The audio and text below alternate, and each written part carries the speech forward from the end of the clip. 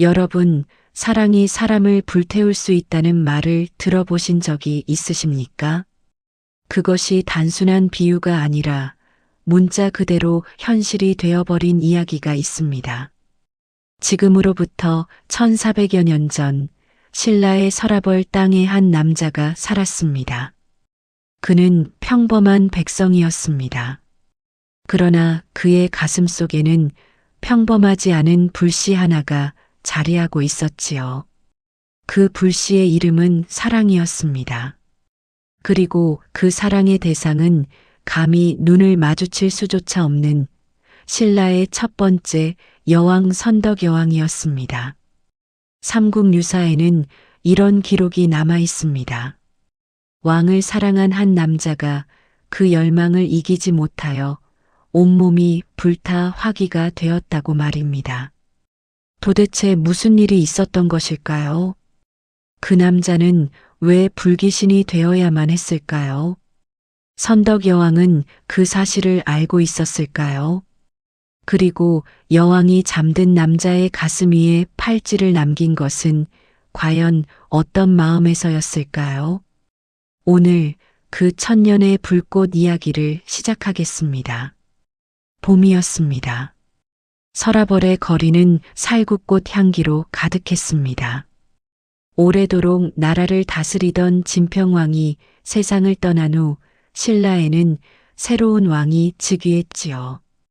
그것도 전례 없이 여자 왕이었습니다. 신라의 첫 여왕, 선덕여왕. 백성들은 웅성거렸습니다.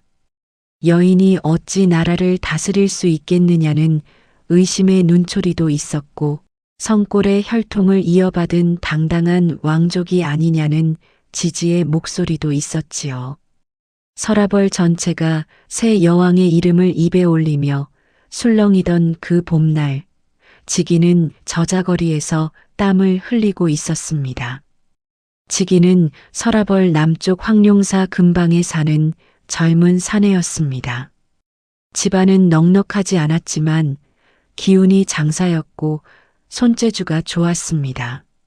이른 새벽이면 흙을 개어 토기를 빚고 해가 중천에 오르면 그것을 머리에 이고 저자거리로 나갔습니다. 낮에는 토기를 팔고 저녁에는 이웃집 울타리를 고쳐주며 하루하루를 살아가는 평범한 백성이었지요. 웃음이 많고 성품이 곧아서 동네에서는 제법 인심을 얻고 있었습니다. 그날도 지기는 토기를 머리에 이고 저자거리를 걷고 있었습니다. 이른 봄의 햇볕이 등을 따뜻하게 데워주었고 저자거리의 소란한 소리들이 귀를 가득 채웠습니다. 국밥 냄새, 생선 굽는 냄새, 사람들의 웃음소리가 뒤섞인 봄날이었지요. 그런데 갑자기 거리가 고요해졌습니다. 아니, 고요해진 것이 아니었습니다. 사람들이 일제히 한쪽으로 물러서며 길을 열기 시작했지요. 누군가 행차를 알리는 북소리가 울려 퍼졌습니다. 지기도 얼른 한쪽으로 비켜섰습니다. 토기를 이고 있던 터라 균형을 잡느라 허둥댔습니다. 그리고 그 순간이었습니다. 화려한 가마가 지나갔습니다. 붉은 비단 휘장이 봄바람에 살짝 거쳤습니다. 그 안에 앉은 이가 보였습니다. 고요하고 단아한 얼굴이었습니다. 눈빛은 깊고 맑았으며 입가에는 백성을 내려다보는 인자함이 담겨 있었습니다. 정수리에는 금관이 빛나고 있었고 소매에서 흘러내리는 비단은 봄꽃보다 더 고운 빛이었지요. 가마 곁에는 호위 무사들이 창을 들고 늘어서 있었고 시녀들은 조용한 걸음으로 그 뒤를 따랐습니다. 그것이 선덕여왕이었습니다. 가마가 지나치는 것은 순식간이었습니다. 하지만 지기에게 그 순간은 영원처럼 느껴졌습니다. 세상의 소리가 모두 사라진 것 같았습니다. 저자거리의 북소리도 사람들의 웅성거림도 발밑의 흙먼지도 모두 사라지고 오직 그 고요한 얼굴만이 눈앞에 남아 있었지요. 가마가 완전히 사라지고 난 뒤에도 지기는 한동안 그 자리에 서 있었습니다. 토기를 든 손이 떨리고 있었습니다. 머리 위에 토기가 기울어지는 것도 느끼지 못했습니다. 옆에 있던 장사꾼이 여보게 톡이 쏟아지겠네 하고 소리쳤을 때에야 지기는 퍼뜩 정신이 들었습니다. 가슴 한가운데 무언가 뜨거운 것이 박혀버린 느낌이었습니다. 불씨였습니다. 아직 작디작은 그러나 분명히 살아있는 불씨가 지기의 가슴 속에 자리를 잡았습니다. 그날 밤 지기는 잠을 이루지 못했습니다. 눈을 감으면 그 얼굴이 떠올랐고 눈을 뜨면 어둠 속에서도 그 얼굴이 아른거렸습니다. 꽃보다 고운 그 얼굴을 다시 볼 수 있다면, 단 한 번만이라도 가까이서 볼 수 있다면 하는 마음이 간절하게 일었지요. 지기는 그것이 얼마나 어리석은 바람인지 알았습니다. 알면서도 멈출 수 없었습니다.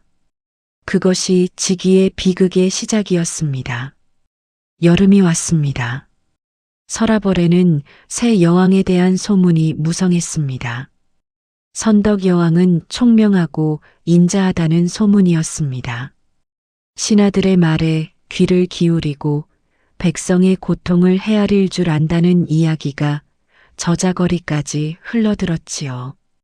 지기는 그 소문들을 하나도 빠짐없이 귀담아 들었습니다. 황룡사에서 예불을 드린다는 소문이 들리면 황룡사 주변을 어슬렁거렸고 남산에 행차한다는 이야기가 들리면 그 언저리에서 하루를 보냈습니다. 하지만 가마는 언제나 멀리서 지나갔고 지기는 언제나 수많은 백성들 틈에서 그저 먼 발치에서 바라볼 뿐이었습니다. 가까이 다가갈 수 없었습니다. 당연한 일이었습니다. 지기는 이름 없는 평민이었고 선덕 여왕은 하늘 아래 가장 높은 자리에 있는 성골 왕족이었으니까요. 신라의 엄격한 골품제가 두 사람 사이에 넘을 수 없는 강을 만들어 두고 있었습니다. 신라에서 태어난 사람은 누구도 그 신분의 벽을 무너뜨릴 수 없었습니다. 그것은 하늘이 정해준 질서이자 신라의 법도였지요. 하지만 마음이 그 사실을 알아서 뭐 하겠습니까? 지기의 가슴속 불씨는 꺼지기는커녕 조금씩 더 크게 타오르고 있었습니다.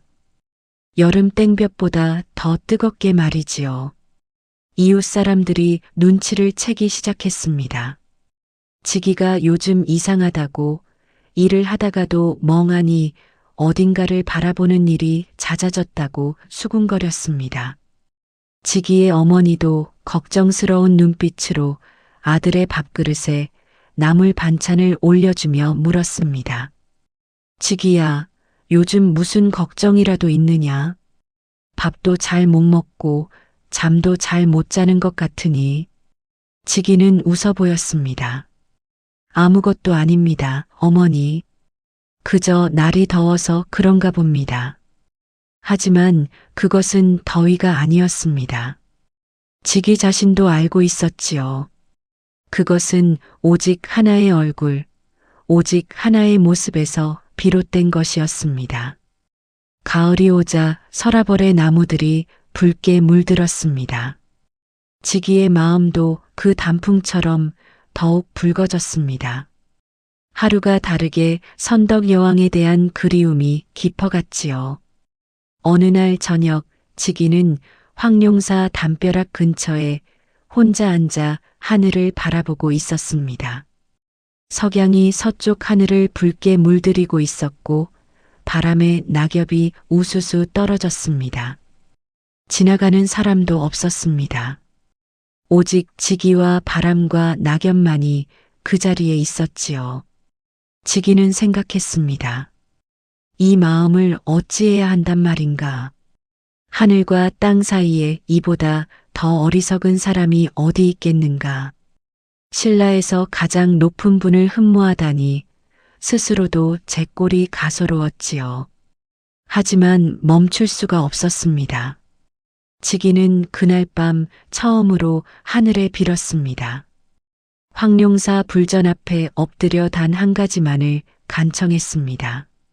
선덕 여왕을 가까이서 한 번만이라도 볼 수 있게 해달라고요. 그것 하나면 족하겠다고 말이지요. 물론 그것이 족하리라는 것은 지기 스스로도 믿지 않았습니다. 사람의 욕심이란 하나를 얻으면 또 하나를 바라게 되어 있는 법이니까요. 하지만 그 순간만큼은 진심으로 그렇게 생각했습니다. 단 한 번 가까이서 그 얼굴을 볼 수 있다면 이 마음을 거두겠다고 말이지요. 바람이 불었습니다. 낙엽이 흩날렸습니다. 그리고 마치 하늘이 지기의 기도를 들은 것처럼 이튿날 놀라운 소문이 서라벌에 퍼졌습니다. 선덕 여왕이 영묘사에 행차를 자주 한다는 소문이었지요. 겨울이 왔습니다. 서라벌의 저자거리에 냉기가 내려앉았습니다. 지기는 그 겨울 내내 영묘사를 마음에 새겼습니다. 선덕 여왕이 영묘사를 자주 찾는다는 것을 알게 된 것이지요. 영묘사는 서라벌에서 그리 멀지 않은 곳에 있었습니다. 신라 불교의 전통에 따라 왕족들이 예불을 드리던 곳이었지요. 절은 그다지 크지 않았지만 마당이 넓고 오래된 소나무가 울창하여 분위기가 고요했습니다. 지기는 어느 날부터 영묘사를 자주 찾기 시작했습니다. 토기 장사를 마치고 나면 반드시 그쪽으로 발걸음이 향했습니다. 영묘사의 스님들은 처음에 지기를 이상하게 여겼습니다. 예불 시간도 아닌데 절 마당을 어슬렁거리는 청년이 수상했지요. 하지만 지기는 아무에게도 해를 끼치지 않았습니다. 그저 조용히 마당 한 귀퉁이에 앉아 있다가 날이 저물면 돌아갔으니까요. 겨울이 지나고 봄이 왔습니다. 어느 초봄의 날이었습니다. 영묘사 마당에 홀로 앉아 있던 지기의 귀에 낯선 소리가 들려왔습니다. 멀리서 행차를 알리는 북소리였습니다. 지기는 벌떡 일어났습니다. 가슴이 쿵쾅거렸습니다. 손바닥에 땀이 배었습니다. 발걸음이 저절로 앞으로 향했지요. 그리고 잠시 후 지기는 태어나서 처음으로 선덕 여왕을 가까이서 보았습니다. 여왕은 비단 치마를 살랑이며 사원의 마당으로 들어왔습니다. 시녀들과 호위 무사들이 그 뒤를 따랐지요. 아침 햇살이 여왕의 관 위에 내려앉아 금빛으로 빛났습니다. 여왕은 고개를 들어 경내를 둘러보았습니다. 그 눈빛은 차갑지도 뜨겁지도 않았습니다. 그저 맑았습니다. 깊은 연못처럼 어떤 바람에도 흔들리지 않는 맑음이었지요. 지기는 그 자리에 얼어붙었습니다. 가슴속 불씨가 한꺼번에 활활 타오르는 것 같았습니다. 저자거리에서 먼 발치로 보던 것과는 달랐습니다. 이렇게 가까이에서 보니 더욱 견디기 어려웠습니다. 이것이 사랑이라면 이 사랑은 도저히 막을 수 없는 것이었습니다. 그날 이후 지기의 삶은 달라졌습니다. 영묘사가 삶의 중심이 되었습니다. 토기 장사를 마치면 반드시 영묘사에 들렀습니다. 선덕 여왕이 다시 행차할지도 모른다는 기대 때문이었지요. 하지만 여왕의 행차는 자주 있지 않았습니다. 나라를 다스리는 여왕이 한가롭게 절을 드나들 여유가 어디 있겠습니까? 지기는 기다렸습니다. 기다리는 동안 지기는 선덕 여왕에 대한 온갖 이야기를 모았습니다. 저자거리에서, 이웃 사람들의 이야기에서, 떠돌이, 장사꾼의 입에서 여왕에 관한 소문을 하나라도 더 얻으려 했지요. 여왕이 총명하다는 것, 예지력이 뛰어나다는 것, 백성을 아끼고 사랑한다는 것을 차례로 알게 되었습니다. 그 중에서 지기의 마음을 가장 뜨겁게 달군 이야기는 이것이었습니다. 당나라 황제가 선덕 여왕에게 모란 그림과 그 씨앗을 함께 보내온 일이 있었습니다. 여왕은 그 그림을 보고 이렇게 말했다고 합니다. 이 꽃은 분명 향기가 없을 것이다. 신하들은 의아해했습니다. 꽃에 향기가 없다는 것을 어찌 그림만 보고 알 수 있겠느냐고 말이지요. 하지만 씨앗을 심어 꽃이 피었을 때 과연 향기가 없었습니다. 여왕은 그림에 나비가 없는 것을 보고 향기가 없다는 것을 알아챈 것이었습니다. 향기 있는 꽃에는 반드시 나비가 모여드는 법이니까요. 지기는 그 이야기를 들으며 오랫동안 생각에 잠겼습니다. 저분은 그림 속 꽃에서도 향기의 유무를 알아채는 분이다. 저런 분이라면 이 가슴 속 불꽃도 혹시 알아채실 수 있을지 모른다는 생각이 들었습니다. 물론 그것은 어리석은 바람이었습니다. 하지만 사랑에 빠진 사람에게 어리석음을 탓하는 것은 가혹한 일이지요. 가을이 깊어갔습니다. 영묘사의 은행나무가 노랗게 물들었습니다. 마당에는 은행잎이 수북이 쌓였습니다. 지기는 그 마당 한 귀퉁이에 자리를 잡고 하루하루를 보냈습니다. 영묘사의 늙은 스님 하나가 지기에게 말을 걸어왔습니다. 젊은이, 매일 이곳에 와서 무엇을 기다리는 것이오? 지기는 잠시 머뭇거렸습니다. 그러다 솔직하게 말했습니다. 여왕 마마의 행차를 기다립니다. 스님은 잠시 지기를 바라보더니 고개를 가로저었습니다. 허허, 젊은이. 분에 넘치는 것을 바라면 그 마음이 결국 제 자신을 태워버린다오. 그 말이 지기의 귓가에 박혔습니다. 하지만 가슴속 불꽃은 꺼지지 않았습니다. 선덕 여왕의 행차는 그해 가을에도 없었습니다. 지기는 허탈함을 안고 집으로 돌아가는 길에 하늘을 올려다보았습니다.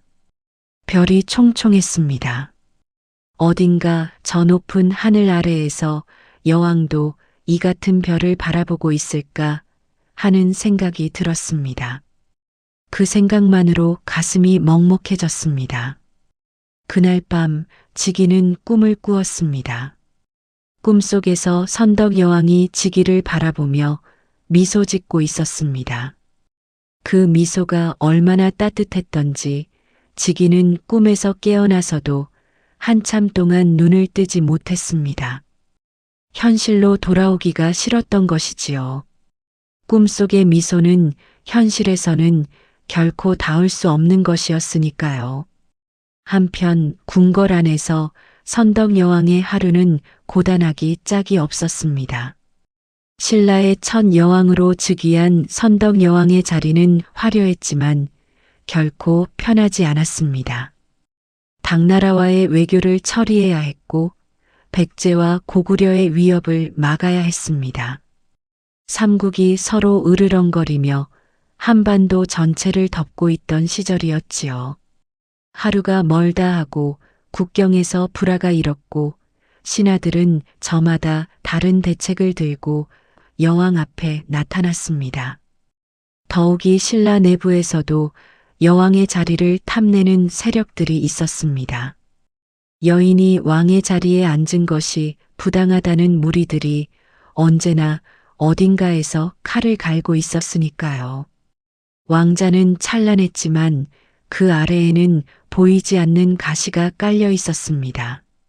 선덕 여왕은 그 모든 것을 감당하며 하루하루를 살아갔습니다. 밤이 깊으면 촛불 하나를 켜놓고 혼자 앉아 있는 날이 많았습니다. 왕이라는 자리는 높은 자리가 아니었습니다. 그것은 외로운 자리였습니다. 신하들은 여왕의 뜻을 받들었지만 그 누구도 여왕의 마음속을 들여다볼 수는 없었습니다. 아니, 들여다보려 하지 않았지요. 선덕 여왕은 때로 영묘사가 그리웠습니다. 절의 맑은 공기와 목탁 소리가 마음을 다스려 주었기 때문이지요. 그러나 나라의 일이 산더미처럼 쌓여 있는 한 여왕이 마음대로 행차를 나서기란 쉬운 일이 아니었습니다. 겨울이 깊어지던 어느 밤 선덕 여왕은 촛불이 흔들리는 것을 바라보며 낮게 중얼거렸습니다. 봄이 오면 영묘사에 가야겠구나. 그 말이 떨어지자 시녀들이 공손히 고개를 숙였습니다. 아무도 그 말 뒤에 담긴 피로와 외로움을 알아채지 못했습니다. 다만 촛불만이 흔들리다가 이내 꺼졌습니다. 봄이 다시 왔습니다. 그리고 서라벌에 소문이 돌기 시작했습니다. 황룡사 근처에 사는 평민 사내 지기가 선덕 여왕을 흠모하여 날마다 영묘사를 찾는다는 소문이었습니다.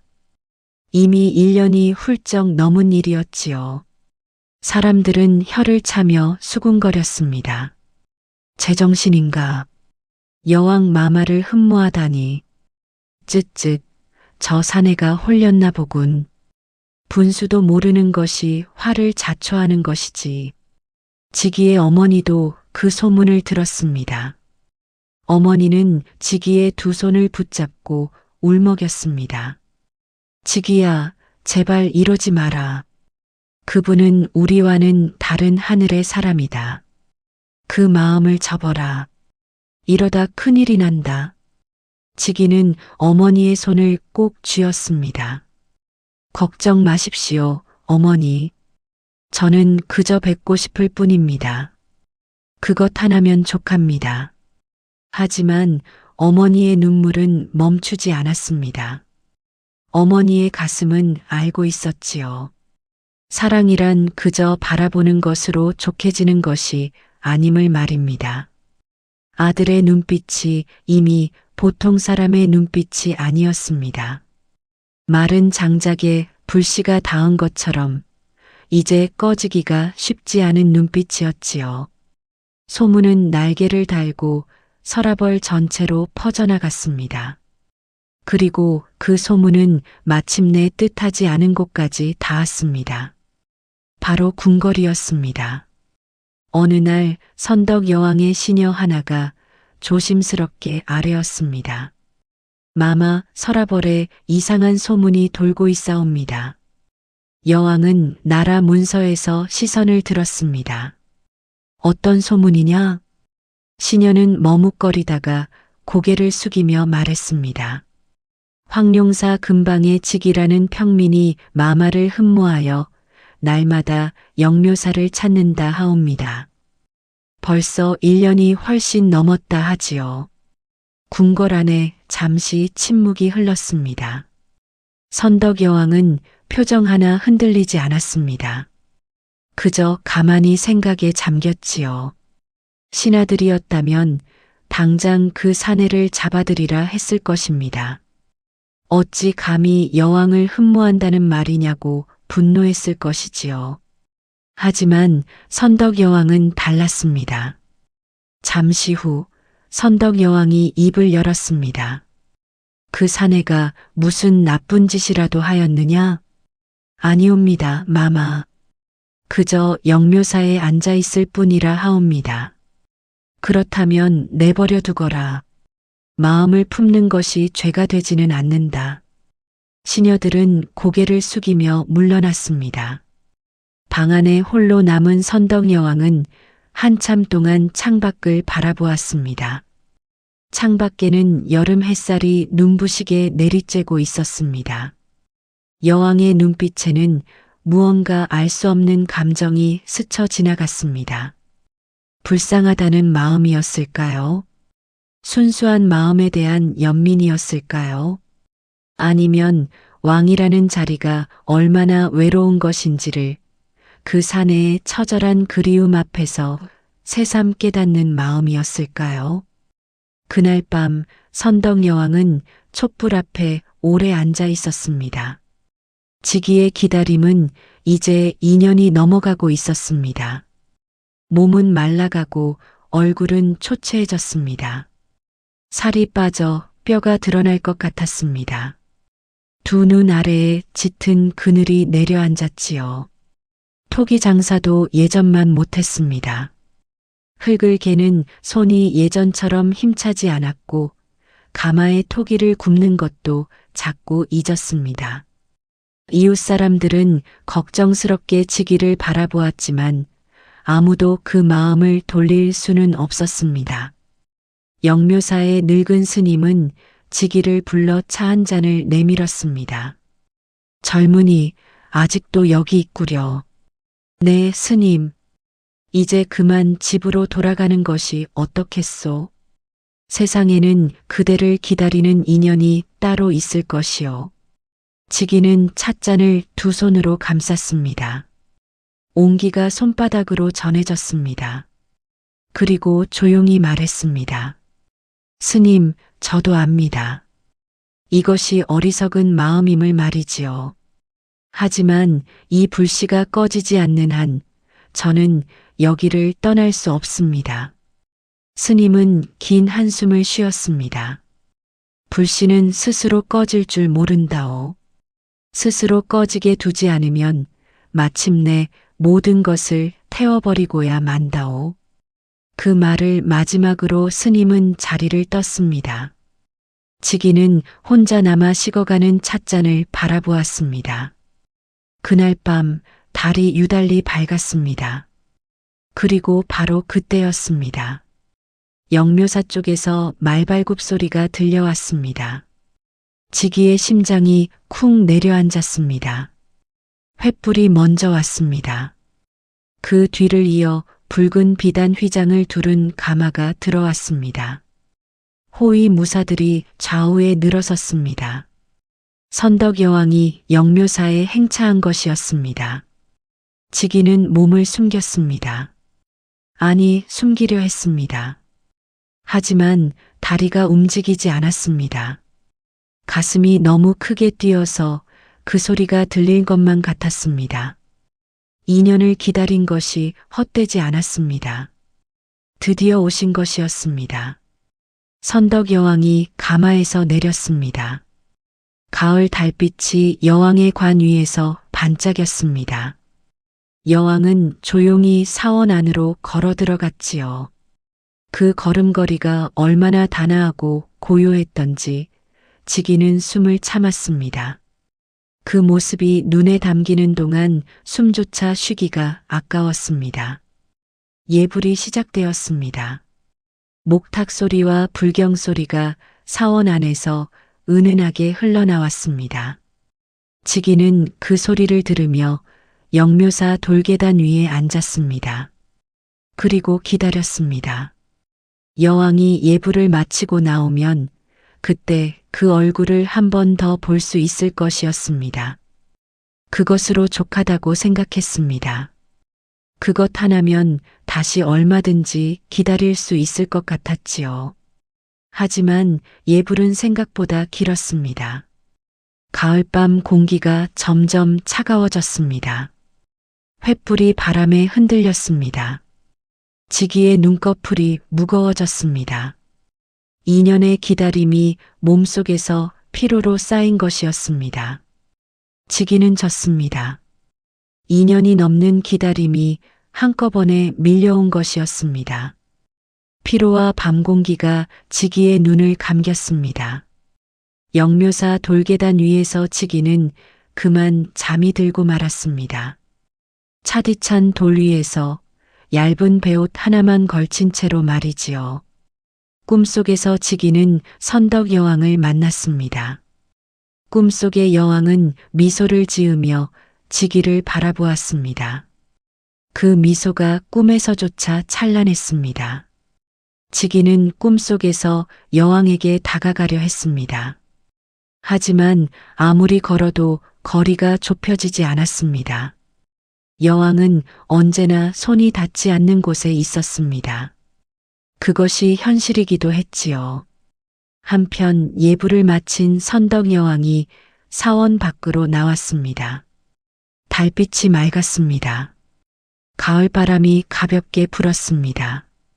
여왕은 잠시 걸음을 멈추고 하늘을 바라보았습니다. 나라의 무게를 잠시나마 내려놓고 싶은 밤이었지요. 그때 시녀 하나가 작은 소리로 아뢰었습니다. 마마, 계단에 누군가 잠들어 있사옵니다. 선덕 여왕은 고개를 돌렸습니다. 돌계단 위에 한 사내가 웅크린 채 잠들어 있었습니다. 달빛이 그 위에 고요히 내려앉아 있었지요. 저 사내가 지귀인가? 시녀가 조심스럽게 대답했습니다. 아마도 그러하옵니다, 마마. 선덕 여왕은 잠든 지기의 곁으로 천천히 걸어갔습니다. 호위 무사들이 앞을 막으려 했습니다. 여왕은 손을 들어 그들을 물렸습니다. 그리고 혼자서 지기 가까이 다가갔습니다. 달빛이 지기의 얼굴 위에 내려앉아 있었습니다. 선덕 여왕은 잠든 지기를 내려다보았습니다. 2년이 넘는 기다림이 얼마나 혹독했는지 그 얼굴에 고스란히 새겨져 있었습니다. 살이 빠져 뼈가 드러날 것 같은 두 볼, 눈 아래 짙게 파인 그늘, 거칠게 튼 입술이 보였습니다. 차디찬 돌 위에서 웅크리고 잠든 모습이 얼마나 쓸쓸했던지 보는 이의 가슴을 저리게 했습니다. 선덕 여왕은 한참 동안 그 얼굴을 바라보았습니다. 왕의 마음이 무거워졌습니다. 이 사내가 원한 것은 아무것도 아니었습니다. 나쁜 짓을 하거나 손을 뻗은 것도 아니었습니다. 벼슬을 구한 것도 아니었고 재물을 탐한 것도 아니었지요. 그저 보고 싶다는 마음 하나로 2년을 버텨온 것이었습니다. 그 마음의 무게가 여왕에게 고스란히 전해졌습니다. 선덕 여왕은 손목을 들어 옥팔찌를 풀었습니다.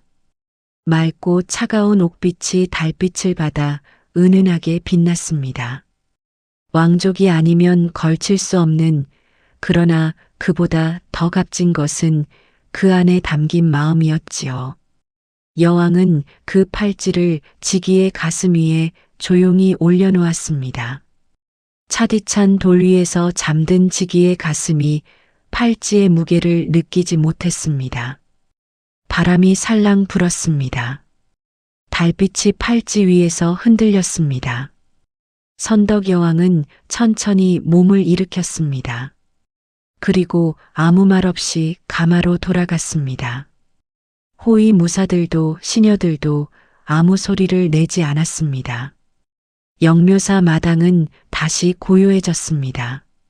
달빛만이 잠든 지기와 그의 가슴 위에 놓인 옥팔찌를 비추었습니다. 그것이 선덕 여왕이 지기에게 줄 수 있는 전부였습니다. 그리고 그것이 또한 줄 수 있는 가장 큰 것이었지요. 새벽이 되자 지기는 잠에서 깨어났습니다. 가을 새벽의 공기는 서슬 퍼렇게 차가웠습니다. 몸이 뻐근했습니다. 돌 위에서 잠이 든 탓이었지요. 지기는 몸을 일으키려다 가슴 위에 뭔가 닿는 것을 느꼈습니다. 손을 뻗었습니다. 차갑고 매끄러운 감촉이 손바닥에 닿았습니다. 눈을 비비고 바라보았습니다. 옥팔찌였습니다. 지기는 그것을 손에 들어 눈앞에 가져왔습니다. 달빛이 사라진 새벽 하늘 아래에서도 그 옥빛은 고요하게 빛났습니다. 정교하게 만들어진 팔찌였습니다. 왕족이 아니면 걸칠 수 없는 그런 귀한 물건이었습니다. 지기의 가슴이 쿵 내려앉았습니다.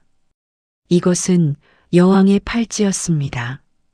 선덕 여왕이 이곳에 왔던 것이었습니다. 여왕이 이 돌계단을 지났던 것이었습니다. 잠든 자신의 곁을 지나갔던 것이었습니다. 그리고 이 팔찌를 자신의 가슴 위에 놓아두고 떠난 것이었습니다. 그 사실이 한꺼번에 밀려들었습니다. 지기는 옥팔찌를 두 손으로 꼭 쥐었습니다. 손이 떨렸습니다. 여왕이 왔을 때 자신은 잠들어 있었던 것이었습니다. 2년을 기다렸습니다. 2년을 버텼습니다. 2년 동안 먹지도 못하고 자지도 못하며 기다렸습니다. 그리고 바로 그 순간 잠들어 있었던 것이었습니다. 지기의 눈에서 눈물이 흘렀습니다. 처음에는 한 줄기였습니다. 그것이 두 줄기가 되고 이내 멈추지 않았습니다. 여왕이 왔다가 갔습니다. 그것도 자신의 가슴 위에 팔찌까지 두고 갔습니다. 이것은 연민이었을까요? 아니면 가여운 마음에서 우러난 작은 위로였을까요? 지기는 그것을 알 수 없었습니다. 그러나 분명한 것은 단 하나였습니다. 놓쳤습니다. 2년의 기다림이 결실을 맺는 그 순간에 지기는 잠들어 있었습니다. 눈물이 옥팔찌 위로 뚝뚝 떨어졌습니다. 새벽 공기가 눈물을 차갑게 식혔습니다. 지기는 옥팔찌를 가슴에 끌어안고 돌계단에 엎드렸습니다. 통한이었습니다. 그리움이었습니다. 무너지는 것 같은 절망이었습니다. 그 감정들이 한꺼번에 지기의 가슴 속에서 들끓었습니다. 마치 화로에 기름을 들이붓는 것처럼 말이지요. 2년 동안 꾹 눌러 참아온 것들이 한꺼번에 터져 오르는 것 같았습니다. 그리고 그 순간이었습니다. 지기의 몸에서 이상한 열기가 피어오르기 시작했습니다. 처음에는 가슴에서였습니다. 그 열기가 팔과 다리로 번져나갔습니다. 가을 새벽의 차가운 공기가 순식간에 뜨겁게 달아올랐습니다. 지기는 자신의 손을 바라보았습니다. 손바닥에서 불꽃이 일고 있었습니다. 그것은 사랑이 불이 된 순간이었습니다. 2년이 넘도록 가슴 속에서 타오르던 불씨가 통한과 그리움이라는 기름을 만나 마침내 폭발한 것이었습니다. 지기는 타올랐습니다. 온몸이 불꽃으로 뒤덮였습니다. 그러나 지기는 죽지 않았습니다. 오히려 더욱 뚜렷해졌습니다. 불꽃 속에서 지기의 눈이 번쩍이며 빛났습니다. 두 눈 안에는 선덕 여왕을 향한 그리움이 이글이글 타올랐습니다. 두 손에는 아직도 옥팔찌가 쥐어져 있었습니다. 그것이 삼국유사에 기록된 화기, 불기신의 탄생이었습니다. 지기는 더 이상 평민 사내가 아니었습니다. 그는 사랑의 열망이 형체를 얻어 타오르는 존재가 되어버렸지요. 영묘사에 불이 붙었습니다.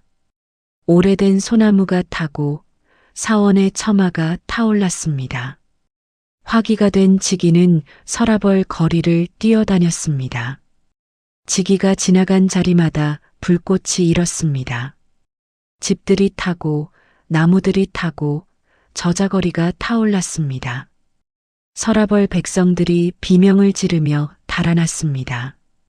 불이야, 불귀신이 나타났다. 새벽 하늘이 붉게 물들었습니다. 그것은 황홀한 빛이었지만 동시에 처절한 빛이었습니다. 지기의 사랑이 마침내 세상을 태우기 시작한 것이었지요. 가슴 속에만 간직했던 불꽃이 세상 밖으로 터져 나온 것이었습니다. 불길은 서라벌 전체를 위협했습니다. 하늘이 붉었습니다. 연기가 도성 안을 가득 채웠습니다. 백성들은 세간을 끌어안고 달아났고 어디서는 우는 소리, 어디서는 부르는 소리가 뒤섞여 서라벌이 온통 난리였습니다. 궁궐에도 그 소식이 전해졌습니다. 신하들이 허겁지겁 선덕 여왕 앞에 엎드렸습니다. 마마, 큰일이 났사옵니다. 화기가 나타나 서라벌에 불을 지르고 있사옵니다. 백성들이 달아나고 가옥이 타고 있사옵니다. 선덕 여왕은 창밖을 바라보았습니다. 아직 새벽이건만 하늘이 붉었습니다. 그것이 직위임을 여왕은 즉시 알아챘습니다. 신하들은 군사를 보내 화기를 잡아야 한다고 목청을 높였습니다. 하지만 선덕 여왕은 고개를 가로저었습니다. 칼로 불꽃을 막을 수는 없다. 여왕은 잠시 눈을 감았습니다. 화기지기의 불꽃은 증오에서 비롯된 것이 아니었습니다. 그것은 사랑에서 비롯된 것이었습니다. 더 정확히는 사랑을 이루지 못한 통안에서 비롯된 것이었지요. 그것을 막으려면 다른 방법이 필요했습니다. 군사의 칼이 아니라 다른 무언가가 필요했습니다. 선덕 여왕이 눈을 떴습니다. 그리고 조용하지만 단호하게 명을 내렸습니다. 글을 써라. 서라벌 모든 집의 문에 붙여라. 선덕 여왕이 직접 붓을 들었습니다. 먹을 갈았습니다. 손수 먹을 가는 여왕의 손이 고요했습니다. 촛불 아래에서 여왕은 한 줄 한 줄 정성껏 써내려갔습니다. 글의 내용은 이러했습니다. 직위에게 고하노라. 그대의 마음을 내 알고 있으니 이제 그 불꽃을 거두라. 나 선덕은 그대의 마음을 모른 척하지 아니하나 그대의 불꽃이 죄 없는 백성을 해치는 것은 허락할 수 없노라. 이 글이 붙은 집에는 그대의 불이 닿지 말지어다. 신하들은 황망했습니다. 마마, 이것은 화기를 달래는 것이옵니까? 선덕 여왕은 담담하게 대답했습니다. 사랑으로 인해 타오른 불은 사랑으로만 달랠 수 있느니라. 여왕의 글은 서라벌 모든 집의 문에 붙여졌습니다. 밤새 신하들과 백성들이 달려다니며 한 집 한 집 그 글을 붙였습니다. 그리고 기이한 일이 벌어졌습니다. 화기지기는 자신의 이름이 적힌 그 글을 보자 발걸음을 멈추었습니다. 불꽃이 약해졌습니다. 여왕이 자신의 이름을 알고 있었습니다. 여왕이 자신의 마음을 알고 있었습니다. 그 사실이 화기지기의 가슴 속에서 새로운 무언가를 건드렸습니다. 인연을 외면받았다고 생각했습니다. 인연을 보이지 않는 존재처럼 기다렸다고 생각했습니다. 그러나 여왕은 알고 있었습니다. 여왕은 보고 있었습니다. 그것이 위로였습니다. 화기지기의 두 눈에서 불꽃이 사그라들기 시작했습니다. 그날 이후 서라벌의 불길은 잦아들었습니다. 화기지기가 어디로 갔는지는 아무도 알지 못했습니다. 삼국유사에도 그 이후의 행방은 기록되어 있지 않습니다. 다만 지기가 사라진 자리에 재와 함께 옥팔찌 하나가 남아 있었다는 이야기가 전해집니다. 선덕 여왕의 옥팔찌였습니다. 지기는 사라지는 그 순간까지 그 팔찌를 놓지 않았던 것이었지요. 선덕 여왕은 그 이후에도 신라를 굳건히 다스렸습니다.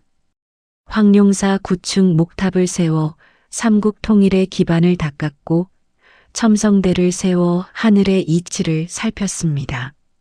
서기 647년 선덕 여왕은 15해의 재위 기간을 끝으로 세상을 떠났습니다. 신라 최초의 여왕으로서 누구보다 치열하게 살다 간 삶이었지요. 지기와 선덕 여왕의 이야기는 그렇게 끝났습니다.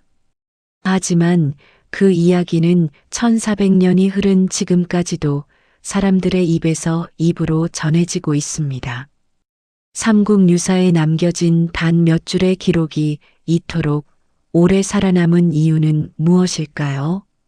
사람의 마음속에 자리한 순수한 그리움이란 그만큼 보편적이고 그만큼 무겁기 때문이 아닐까요? 어느 시대에나 어느 곳에나 지기 같은 마음을 품은 사람은 있었을 것이고 그 마음의 무게를 감당하지 못해 쓰러진 사람도 있었을 것이지요. 지기의 사랑은 이루어지지 않았습니다. 그 사랑은 결국 불꽃이 되어 세상을 태웠습니다. 그러나 선덕 여왕은 그 불꽃을 칼로 끄려 하지 않았습니다. 그 이름을 불러 달랬습니다. 옛말에 이런 말이 있습니다. 마음을 다스리지 못하면 그 마음이 결국 제 자신을 태운다고 합니다. 지기의 이야기가 우리에게 들려주는 것은 바로 그것일 것이지요. 욕망이 크면 클수록 그것을 다스릴 지혜도 함께 커야 한다는 것을 말이지요. 그리고 한 가지 더 있습니다. 선덕 여왕이 칼 대신 글로써 화기를 달랬던 그 방법 안에는 고귀한 지혜가 담겨 있습니다. 증오를 증오로 막을 수 없고 분노를 분노로 가라앉힐 수 없습니다. 오직 이해와 연민만이 타오르는 것을 시킬 수 있다는 것을 말이지요. 수백 년이 흐른 지금 이 이야기가 우리에게 묻고 있습니다. 여러분의 가슴 속에는 어떤 불씨가 자리하고 있습니까? 그 불씨를 다스릴 지혜가 있으십니까? 옛말에 마음이 흔들릴 때 역사를 보면 길이 보인다는 말이 있습니다. 지기의 이야기가 오늘을 살아가는 여러분의 마음에 작은 위안이 되었으면 하는 마음입니다. 오늘도 이 이야기를 끝까지 들어주셔서 감사합니다. 다음 영상을 빠르게 만나보시려면 좋아요와 구독을 눌러주세요. 그럼 더 재미있는 이야기로 찾아뵙겠습니다. 모두 행복한 하루 보내세요.